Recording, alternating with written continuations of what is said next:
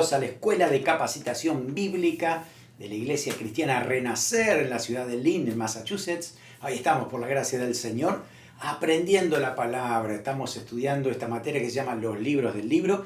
Estamos estudiando cada uno de los libros de la palabra de Dios, de la Biblia, para que a la hora de que usted lea ese libro se entienda mejor, tenga algunos conceptos contextuales como para entender cada pasaje, entender el trasfondo y sobre todo el hilo conductor de la palabra de Dios, el mensaje de salvación con lo que significa un plan eterno de Dios dado para la humanidad. Necesitamos alimentarnos la palabra de Dios, necesitamos estudiar la palabra porque produce en nosotros cosas extraordinarias. El Señor hace una obra dentro de nuestras vidas de lavamiento, de purificación. Venimos cargados con tantas cosas, la suciedad del pecado, el engaño del diablo, y cuando venimos a Cristo pues le entregamos toda nuestra vida al Señor y Dios limpia nuestra mente, nuestro corazón por la palabra de Dios. San Juan capítulo 15, versículo 2 y 3 dice: todo pámpano que en mí no lleva fruto lo quitará, y todo aquel que lleva fruto lo limpiará para que lleve más fruto. Ya vosotros estáis limpios por la palabra que os he hablado. Fíjese que es por la palabra que estamos limpios. El Señor nos ha purificado gracias a ese lavamiento de la palabra del Señor. Así que te animo a leer, estudiar, interpretar correctamente la palabra de Dios y poder aplicarla a nuestra vida constantemente. Si tienes alguna pregunta de nuestro estudio, recuerda que puedes enviar un email, pastoricre@gmail.com, y te estamos contestando la pregunta que tengas. Así que hazla con libertad y bueno, será una bendición compartir también esa pregunta contigo. Estamos estudiando los libros y lo vamos categorizando, ¿no?, en diferentes estilos literarios, formas y demás que tienen cada uno de los libros, y estamos ubicados en profetas menores en este momento, y vamos a estudiar hoy dos libros, Sofonías y Ageo, dos libros que tienen que ver con los profetas menores.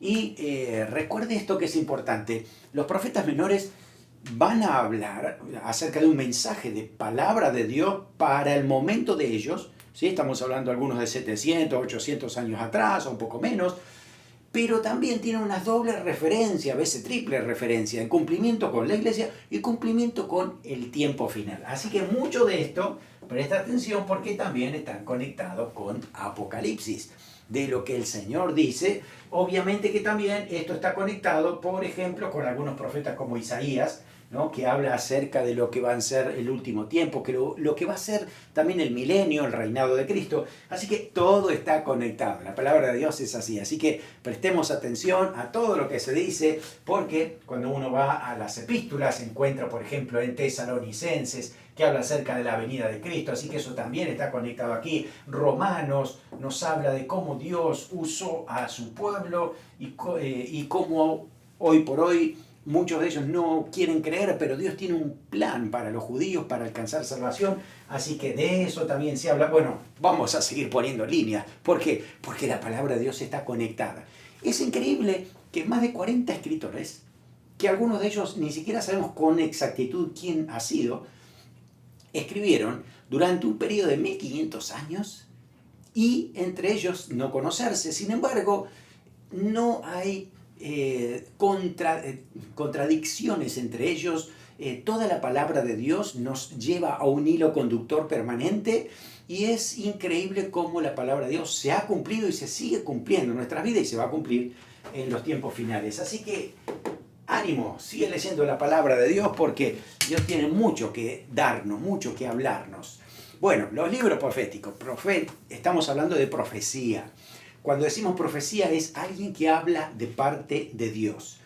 En la Biblia, la mayoría de las veces, la profecía también enfoca hacia el futuro. ¿Qué va a suceder en el futuro? Y Dios revela sus planes para que el pueblo de Dios se prepare o se arrepienta de sus pecados o alguna otra situación que Dios quiere manifestar allí. Así que es importante entender la profecía, entender que muchas de las profecías tienen figuras literarias, figuras retóricas, algunos simbolismos que hay que conectarlo con otros simbolismos que están en la palabra de Dios para entender todo eso qué significa. Así que por eso dedicamos tiempo para poder aprender cómo interpretar bien la palabra del Señor, cómo aplicarla en estos libros proféticos. Así que tenemos varios de estos, ya lo hemos estudiado, ¿no? ¿Se acuerdan que hemos dicho que hasta aquí son los profetas mayores y aquí tenemos los profetas menores, que tiene que ver por la cantidad de capítulos que han escrito ellos, ¿no? Que el libro es más corto, así que por eso se llaman profetas menores, pero no en relación a posición, porque ellos han tenido mucha autoridad espiritual. De hecho, tienen la misma autoridad espiritual que los mayores en el sentido de dar palabra a Dios, y lo que Dios dice, eso se tiene que cumplir. Hoy vamos a estar hablando entonces de aquí Sofonías y Ageo. Van los dos a profetizar en Judá, aunque son tiempos diferentes y entre ellos no se conocieron. Sin embargo, el mensaje, hoy por hoy sí, allá en los cielos están adorando al Señor juntos con todo lo que se nos han adelantado a nosotros, ¿no? Así que tenemos estos profetas menores que vamos a estar hablando de ellos, que son bien importantes para entender bien la palabra del Señor. Bien, comenzamos con Sofonías.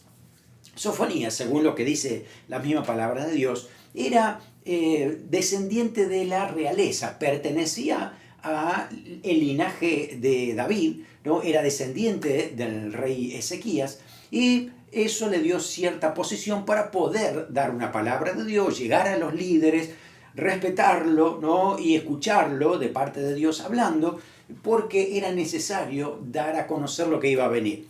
El tiempo de Sofonías era justamente en la época del rey Josías. A ver si lo podemos ubicar aquí. Recuerda que siempre usamos este cuadro que tiene que ver con los reyes. Desde Salomón, ¿no? Salomón, su hijo Robam, se divide en dos. Y así entonces es como tenemos a los reyes de Israel, aquí, que sería el reino del norte. Y aquí tenemos entonces a Judá, y Judá, que sería la parte sur. Estamos llegando al tiempo entonces donde lo tenemos a Josías. Acá está Sofonías, ¿lo ven? Ahí. Y si trazamos una línea, entonces estamos hablando aquí desde Josías, y aunque no sabemos cuánto tiempo predicó, justamente predicó en el tiempo de que Josías era un buen rey. Sin embargo, su trasfondo no era tan bueno, porque su padre y su abuelo fueron uno de los peores reyes de Israel. Y sus hijos también fueron muy malos, así que está en el medio de dos o tres generaciones anteriores y que le siguieron muy malas. Ahí es donde entonces Dios empieza a levantar profetas por lo que iba a venir. Si usted recuerda a Jeremías, justamente Jeremías también estaba aquí, ¿no? Ahí usted puede ver, aquí está Jeremías, Nahum, ¿no? Que son contemporáneos del profeta Sofonías. Así que Dios lo levanta para dejarle saber de que Judá está en peligro, Judá va a caer porque no se han arrepentido, han vivido en pecado, han desechado la ley de Dios. Si seguían los 10 mandamientos, pues todos los habían rechazado, no había ninguno que habían cumplido. Era terrible realmente lo que estaba sucediendo. Por eso Dios dice, va a venir el juicio, así que envía a sus profetas con el fin de que se arrepintieran. Porque si se hubieran arrepentido, Dios siempre hubiera perdonado. Porque siempre Dios perdona al que se arrepiente de corazón. El problema es cuando no nos queremos arrepentir. Usted sabe, corazón duro que no se arrepiente, pues recibe las consecuencias de sus propias decisiones. Bueno, la realidad de Israel fue esta, ¿no? En ese tiempo entonces, en el tiempo de Josías, parecía que las cosas estaban bien, pero abajo la descendencia que seguía, la próxima generación, no estaba escuchando a Dios, no estaba transmitiendo la palabra de Dios, así que era un tiempo difícil para la parte espiritual de la nación, ¿no? Entonces, bueno, ahí lo tenemos a Sofonías predicando el mensaje, un versículo clave, Sofonías 1:14, que dice, cercano está el día grande de Jehová, cercano, próxima, y es amarga la ira de Jehová, ¿no? Así que bueno, aquí lo vamos a tener entonces a este libro, Sofonías, nos va a dar ese trasfondo de lo que está por suceder. También leemos, ¿no? Si empezamos a trazar, ¿no? Esta estructura que tenía la ira viene sobre Judá, al principio él dice que es tataranieto del rey Ezequías. Fíjese que en esa conexión, entonces, como decíamos, podía predicar, podía dar a conocer el mensaje en tiempo de Josías, predicando lo que iba a venir. Bueno, ya me imagino que muchos no le habrán escuchado, como también lo hicieron con Jeremías, y otros a lo mejor habrán atesorado la palabra en su corazón para saber que el juicio viene por no haberse arrepentido como Dios se lo estaba pidiendo. Aún así, fíjese, aún así, porque la verdad es que no eran merecedores de nada, pero aún así Dios, además de decir que va a haber destrucción, también, como otros profetas lo han hecho, profetiza una gloriosa liberación que va a venir más adelante, después de que el pueblo sea sometido a una disciplina fuerte. Jeremías dice por 70 años, una fuerte disciplina para que volvieran a Dios, para que dejaran los ídolos y para que realmente esa devoción a Dios sea de corazón, no de labios, como decía Isaías, sino de un corazón sincero ante el Señor. Por eso es que Dios permitía esa situación, ¿no? Que iban a venir los babilonios, iban a llevar los cautivos y después iban a regresar ya con un corazón diferente. Aún así no significa perfecto, ¿no? Significa que ya se dieron cuenta y a veces hay que golpearse contra la pared para aprender algunas cosas que cuando estamos bien no las aprendemos. Somos seres humanos y ya nos conocemos que muchas veces pasan estas cosas, así que el pueblo de Israel le pasó igual. Así que de la desolación a la liberación sería el tema central. Capítulo 1, versículo 1 hasta capítulo 2, versículo 3. Está hablando acerca de la ira que viene sobre Judá y Jerusalén. Ya lo había profetizado también con otros profetas menores y mayores, que desde el norte iba a venir un asedio, desde el norte hablando acerca de Babilonia. Asiria ya había llevadose cautivo a la parte norte, a la de Israel, pero la de Judá todavía había sido preservada desde el tiempo de Ezequías hasta este momento. Y entonces aquí se da el mensaje a conocer de que desde Babilonia, desde los caldeos, iba a venir la opresión no permitida por Dios para que ellos se arrepintieran. Pero aún así, si no hubiera arrepentimiento, entonces iba a venir una destrucción total, ¿no? Cuando usted lea este primer capítulo, la primera referencia que tiene que tener es esta, ¿no? Estoy leyendo sobre lo que Dios está diciendo que le va a suceder a Jerusalén, ¿sí? Antes del 586 a.C., cuando es destruida por los babilonios. Esa es la primera referencia. Pero cuando usted lea, va a encontrar que hay versículos que son de doble referencia, ¿no? Por ejemplo, hay uno que dice que el día de la ira de Jehová, ni su plata ni su oro los podrá librar. Y después usted busca conexión y va a encontrar en los tiempos finales que Dios dice lo mismo, ¿no? Que en el día del juicio, en el día de la ira de Dios, hablando de los tiempos finales, también ni siquiera la plata y el oro los va a poder salvar ni librar.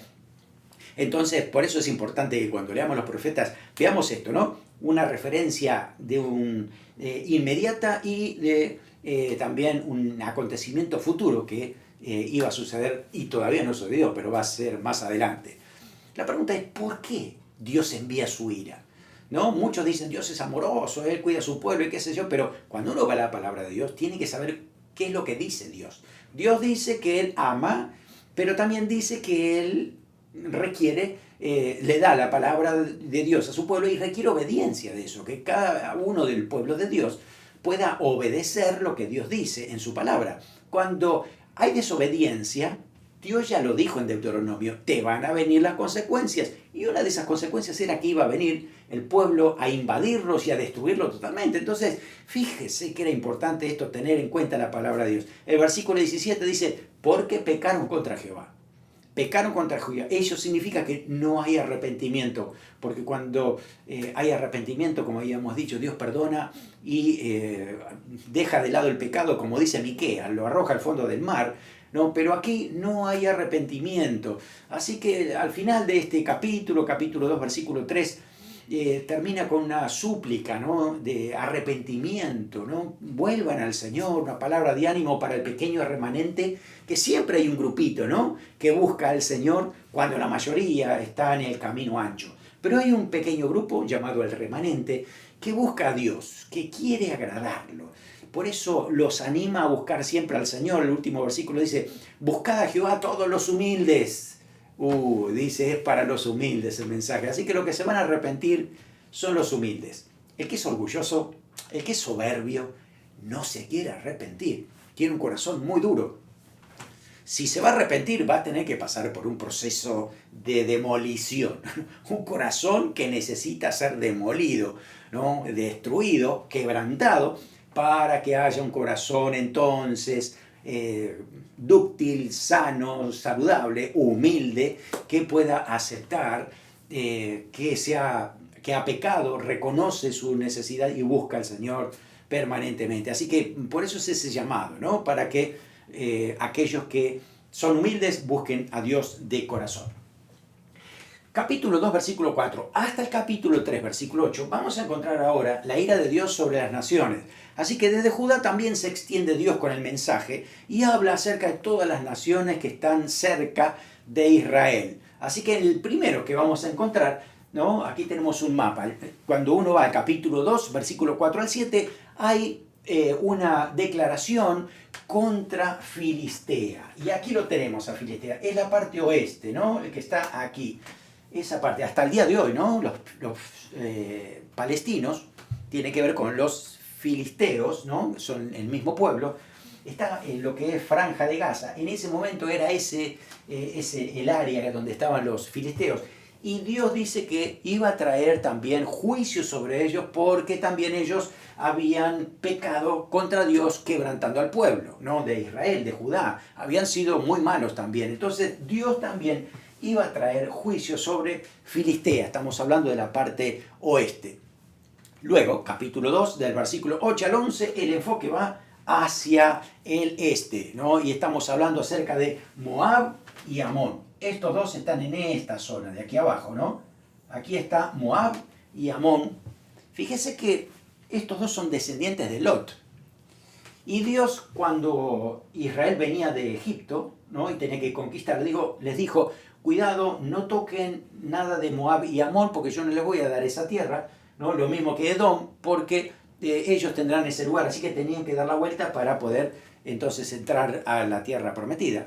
Pero ahora estas dos naciones habían hecho estragos en Israel, habían sido crueles y malos contra ellos también. Por eso Dios trae también juicio contra Moab y contra Amón. Ahora, el juicio va mucho más allá y va para el sur. Aquí está Egipto y aquí abajo está Etiopía, ¿no? Así que aquí, a Etiopía también, el versículo 12 dice que Dios iba a traer juicio sobre el país de Etiopía. Otra situación también directa de parte del Señor, ¿no?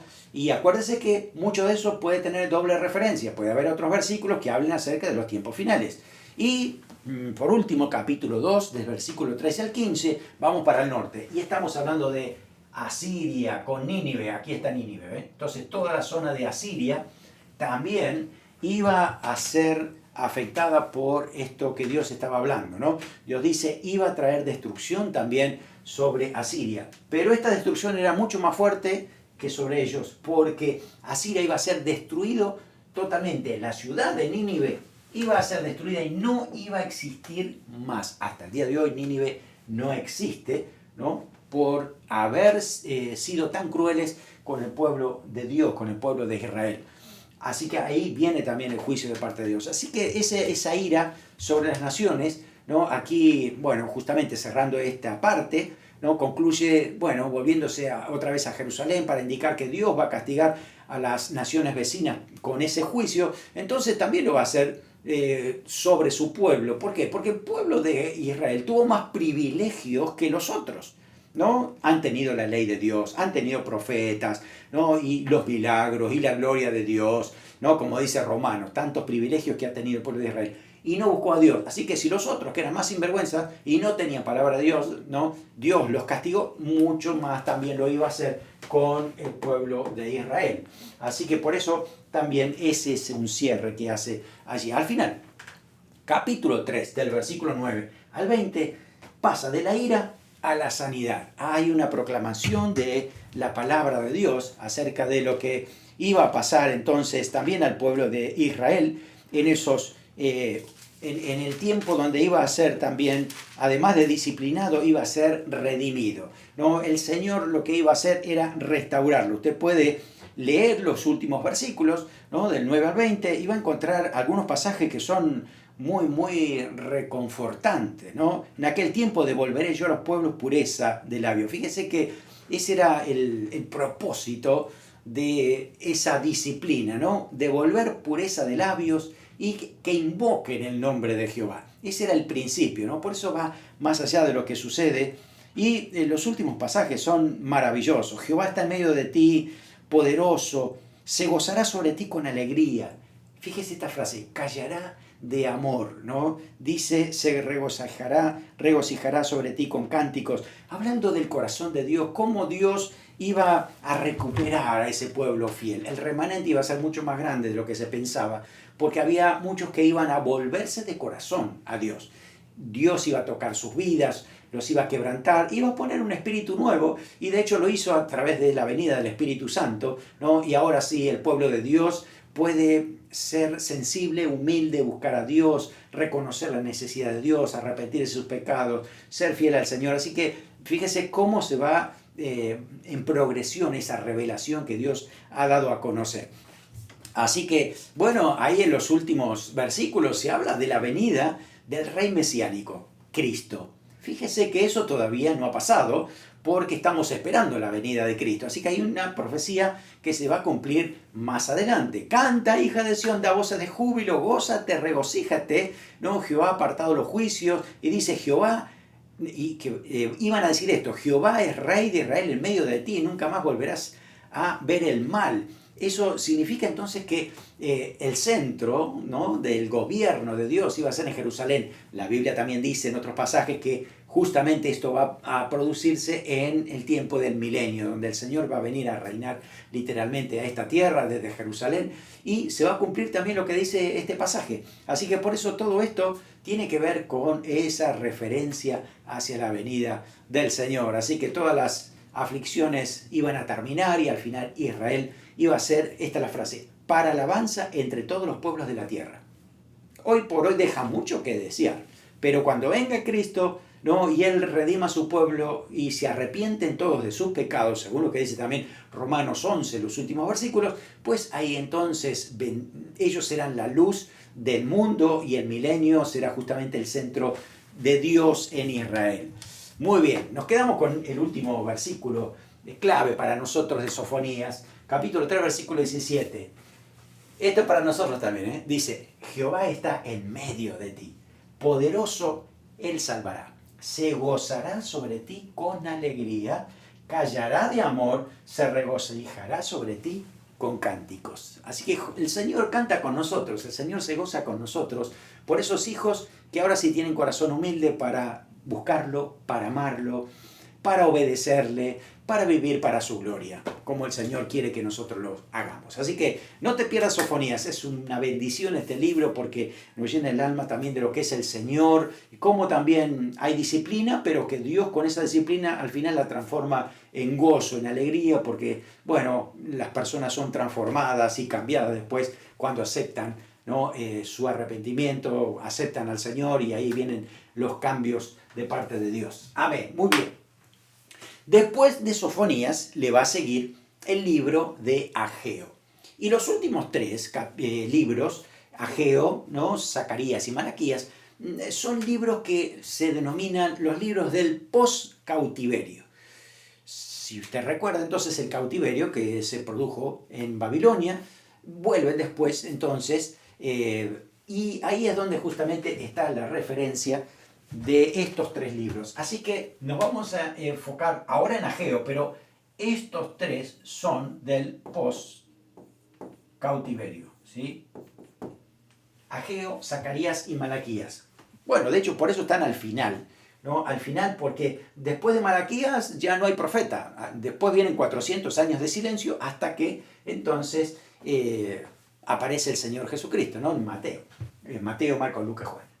Pero estos tres libros entonces los llamamos así, post-cautiverio, después del cautiverio en Babilonia, y es lo que tenemos que tener en cuenta. Así que Ageo, Zacarías y Malaquías, y bueno, recordemos que es cautiverio, ¿no? Cautiverio era cuando Babilonia, desde Babilonia, acuérdense de Nabucodonosor, vino hasta Jerusalén toma Jerusalén, destruye el muro, destruye el templo y se lleva cautivos así a los judíos hacia Babilonia. Una vez que están allí, entonces pasan 70 años de cautiverio, pero Dios había dicho por el profeta Jeremías que iban a volver, y después también por otros profetas que también fueron asertivos en cuanto a este mismo propósito que decía Dios, ¿no? 70 años de cautividad. Así que 70 años aquí, imagínense que 70 años ya eran tres generaciones que estaban en este lugar. Muchos de ellos nacieron aquí en Babilonia, judíos que nacieron en Babilonia o todo este territorio, pero que no habían podido volver hasta aquí porque no le tenían permitido. Eso fue hasta que, después de 70 años, Dios dice, despierta el espíritu de Ciro, el que fue conquistador, fue persa, un rey persa que conquistó, ahora sí, todo lo que era antes de Babilonia, lo conquistan los persas. Y entonces aquí pasan a tomar el control y la capital ahora es Susa, y desde ahí entonces empiezan a gobernar toda esta parte del mundo donde, bueno, el Señor pone su mirada porque está aquí el pueblo de Dios. Así que desde aquí entonces que empiezan a volver los cautivos otra vez, ¿no? hacia la zona de Jerusalén para reconstruir el templo.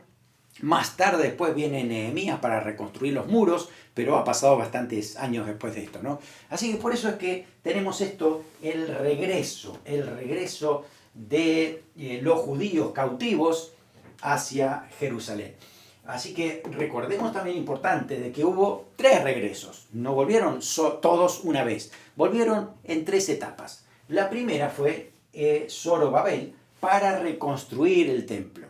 Eso lo tenemos en Esdras capítulo 1 al 6. Después otro grupo fue más tarde con Esdras y después al final con Nehemías. Así que tenemos que recordar que hay 3 grupos.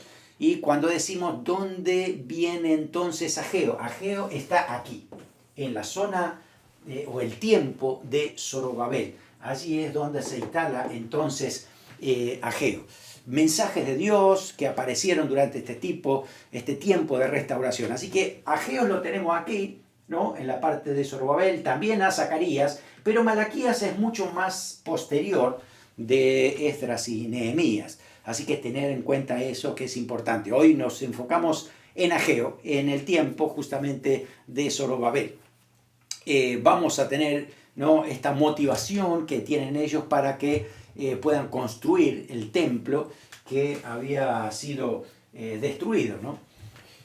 Muy bien, así que poscautiverio tenemos entonces la escritura de Ageo es profecía y esperanza para el pueblo, porque claro, venían ahora todos otra vez a Jerusalén y no sé si usted se puede imaginar el panorama cuando llegan la primera vez. Justamente lo de Zorobabel era el primer grupo que vuelve, y ahí está entre ellos Ageo. Viene justamente con este grupo desde Babilonia. Así que cuando llegan ven todo desolado, destruido, todo lo que le contaban sus familiares, sus antepasados, ¿no? Los abuelos, tatarabuelos, todo lo que contaron acerca de lo que Dios les había dado en Jerusalén. Cuando llegan ahí ven que está todo destruido, de todos los cuentos hermosos que le contaron, ¿no? Las historias, no había nada. Así que era todo un shock.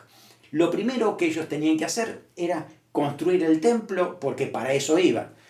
Ciro había dicho, todos los que quieran ir a construir el templo, vayan, yo les proveo todo, inclusive oren por mí, ¿no? Y adoren al Señor desde allí. Él sintió esto de parte de Dios que lo tenía que hacer. Así que ahí es donde entonces se encuentra Ageo y va al tiempo. Aquí estamos al final. ¿Recuerda el cuadro? Aquí están los reyes de Judá. Bueno, aquí está el exilio de los 70 años. Y luego aquí está Zorobabel, así que nos encontramos aquí. Aquí está Ageo, y este es el tiempo donde se encuentra Ageo, acá, ¿no? Gobernador Zorobabel. No sabemos exactamente cuánto tiempo vivió, pero sí sabemos que profetizó más o menos unos 4 meses. No es mucho el tiempo, pero es lo que se registra en la Biblia de todo lo que dice Ageo. Así que tal vez Ageo tendría otras actividades, ¿no? Pero él también se ha enfocado a escuchar a Dios, ser obediente y decir lo que Dios le dijo. Y eso es lo que tenemos en el libro de Ageo. Bueno, justamente ahí está la reconstrucción del templo. Y si usted quiere buscar este pasaje, se encuentra en Esdras capítulo 3. Así que esto mismo usted lo va a encontrar en el libro de Esdras capítulo 3, ¿sí? Desde el versículo 8 al 13. Ahí es donde se relata la historia. Y bueno, ahí es justamente donde entra en acción Esdras. Estamos hablando del 520 a.C. Y bueno, era instar al pueblo para poder terminar la reedificación del templo. Parece que habían empezado con mucho ánimo, pero después como que lo dejaron allí. No, vamos a ver cuándo vamos a empezar. Así que bueno, el versículo clave, el Señor se lo dice en Ageo capítulo 2, versículo 5. Dice, según el pacto que hice con vosotros cuando saliste de Egipto, así mi espíritu estará en medio de vosotros, no temáis. Había que trabajar y había que trabajar con valentía, con el poder del Espíritu Santo, para hacer la obra que el Señor les había encomendado. Así que Ageo habla al pueblo para exhortarlo, ¿no? Claro, se trata de una situación muy real de la vida de la gente. Ellos llegaron allí, también querían vivir, querían recuperar sus casas, aquello que le pertenecía a su familia. Entonces, claro, empezaron también a trabajar en sus propias casas y descuidaron las cosas del Señor.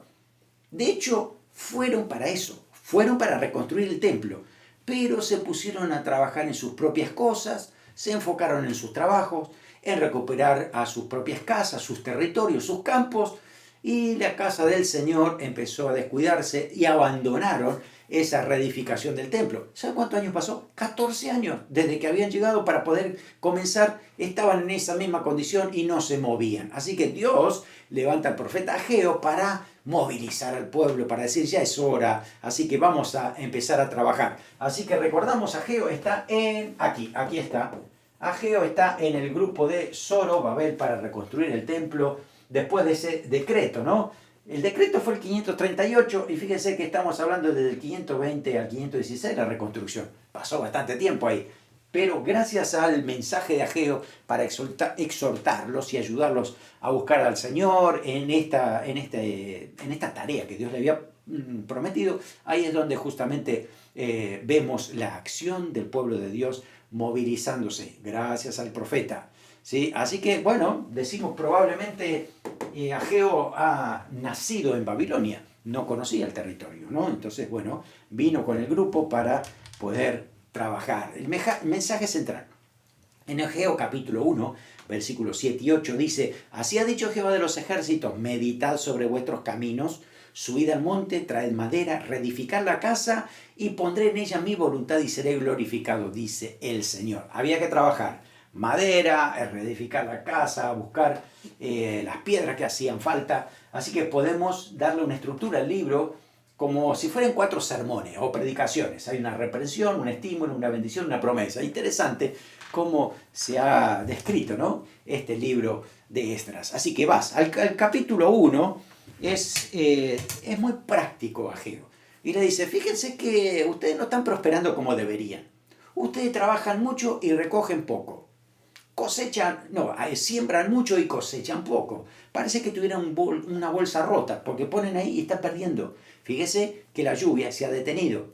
No prestan atención a lo que está pasando, es que Dios les está llamando la atención, porque ustedes tenían que enfocarse en el templo y se han enfocado en otras cosas personales.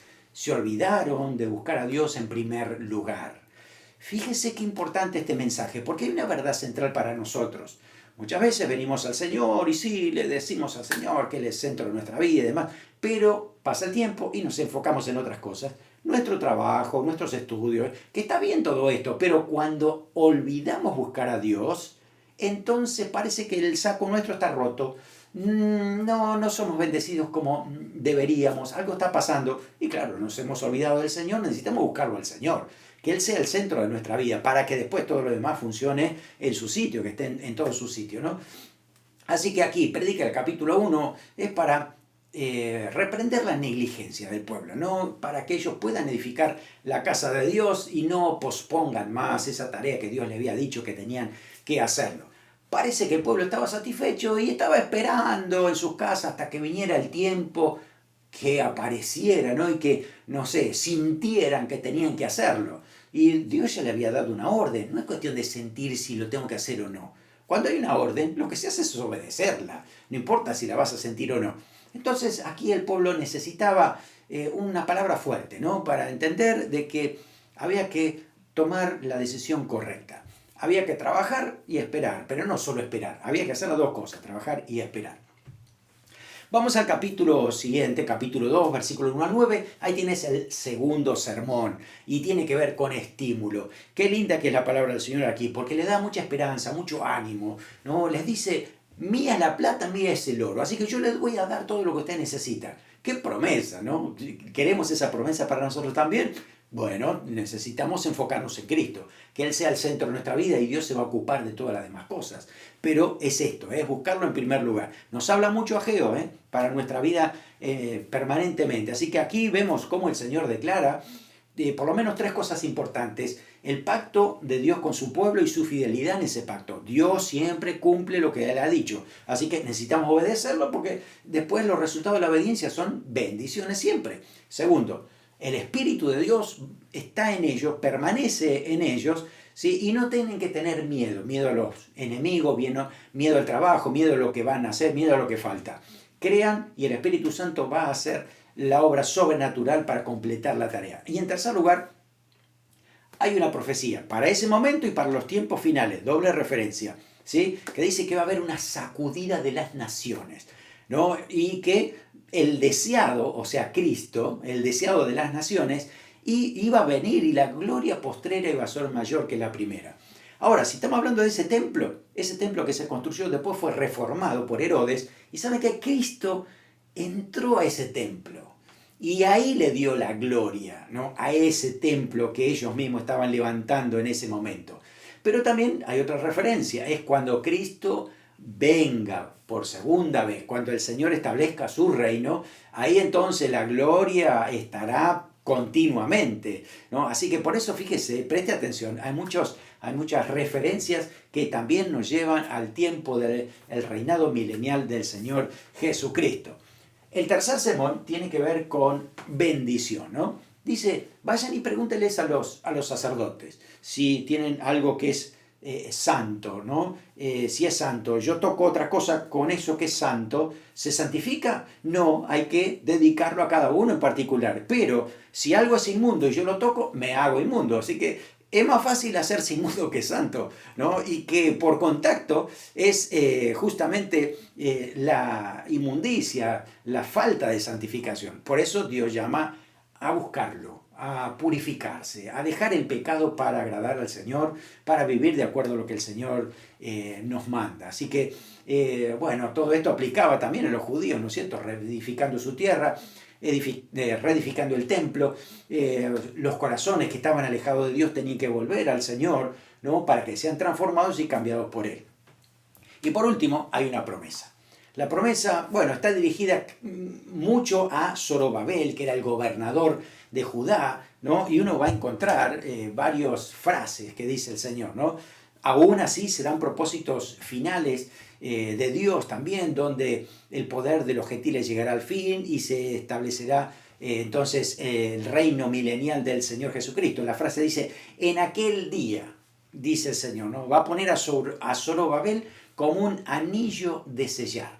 Usted se recuerda un poco la historia que hemos contado alguna vez, los reyes tenían un anillo con un sello y ellos le ponían una laca o algo parecido, impregnaban con el sello y marcaban ese sello en un documento oficial. Así que le dice que Zorobabel va a hacer eso, va a hacer ese anillo de sellar. Entonces está hablando en el sentido de lo que va a significar esa progresión en los tiempos finales, porque está hablando en aquel día. ¿Cómo es que Zorobabel iba a sellar asuntos oficiales en el tiempo del milenio? Es decir, tenemos miles de años, ¿no? Desde que se dice este versículo a lo que se iba a cumplir. Pero fíjese que tiene que ver con la descendencia de Zorobabel. Y quizás esto le llame la atención, pero aquí tenemos la genealogía de Jesucristo. Una dicha por Mateo y la otra dicha por Lucas.